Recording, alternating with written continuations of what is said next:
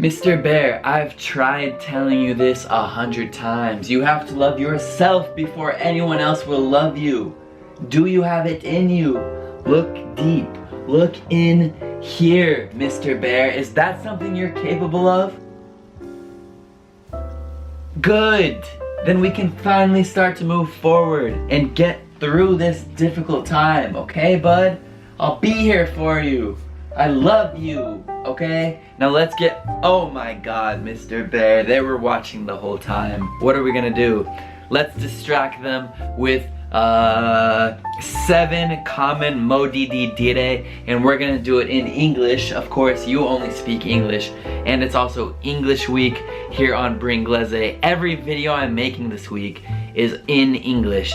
So I guess I can get started with some common modi di dire in English. And I just want to add that I'm gonna keep saying modi di dire in English because I don't really like to say a saying or a proverb. I guess that's the proper word in English, but modi di dire just sounds better to me and I like it more. So I'm just gonna say 7 common modi di dire, but the rest of the video is in English. And one more thing, a lot of people have been commenting asking if I'm speaking at a strange pace or in a strange way. This is honestly how I would normally talk. I'm not speaking like extremely slow. I guess I'm trying to be clear with my pronunciation. I'm not gonna use any extremely strange words, but yeah, I'm pretty much speaking how I would normally speak. So don't think you're not doing a good job. You are. You're very smart. And you're understanding me at my normal speed, so nice. Okay, with that extremely long introduction finished, now we can get started with the first modo di dire. So the first modo di dire is great minds think alike. In Italian, I would say menti grandi pensano nella stessa maniera.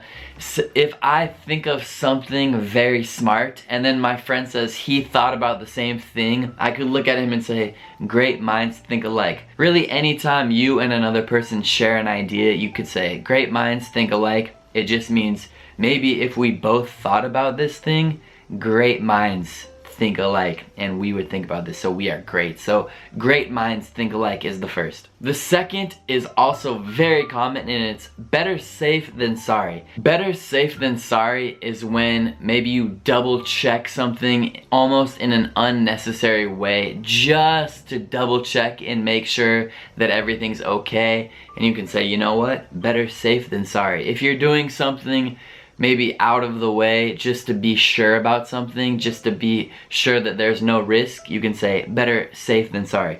For example, if the temperature is 22 degrees and I grab a jacket, I could say, why are you bringing that jacket? Well, better safe than sorry. If it gets cold, I'd rather have my jacket and there's really nothing to lose by taking it, so better safe than sorry.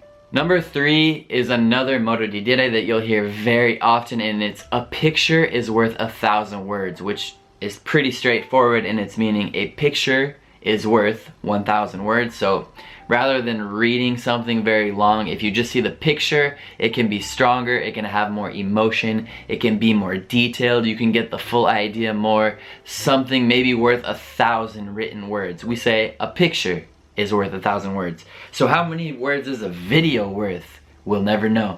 Number 4 on my list is probably the one that you guys will like most, and it's when in Rome, do as the Romans do. This doesn't apply only to when you go to Rome. This means when you're ever abroad or in another culture or really in any situation outside of your comfort zone, you should act like the people in that place. So if you take a trip to Rome, you should have a nice dinner with wine and pasta. And if you go to Germany, you should have a nice beer and a Schwitzelheinen. I don't even know what that is, but I think you understand. So we say when in Rome, which is the shortened version of that modo di dire. Number 5 is 2 wrongs don't make a right, which means if someone does something wrong, doing something wrong back to them does not make it right. It doesn't justify it. So if you steal something from me stealing something from you does not justify anything. It's not right. So 2 wrongs don't make a right. And we say this as well very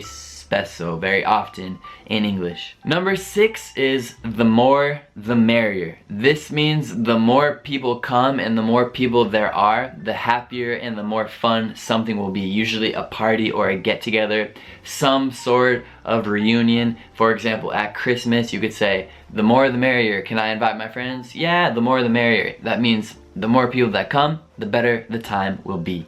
And number 7, as always with all these modi di dire that I'm saying, is it's very common, and it's don't judge a book by its cover, which simply means, metaphorically, when you see a book, you should not judge it only by its cover, and this is applied to obviously everything else with an appearance other than books. For example, a person.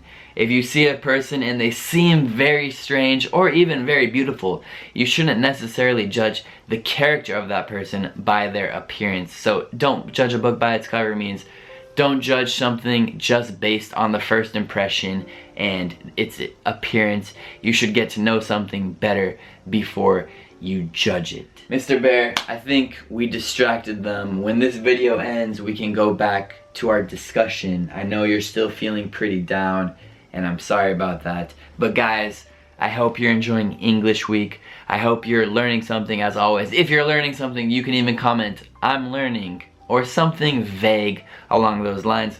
If you are learning something and you'd like to contribute to my cause, I would very much appreciate any tip or thank you on my PayPal page. There's a link to that below, and I also have my Patreon page for those of you who want to check that out. Of course, if that would cause you any financial problems, don't worry about it at all. But that about wraps up this video, guys. I hope you enjoyed it. I hope you learned something, and I will see you next time on English Week here on Bringlese. Peace!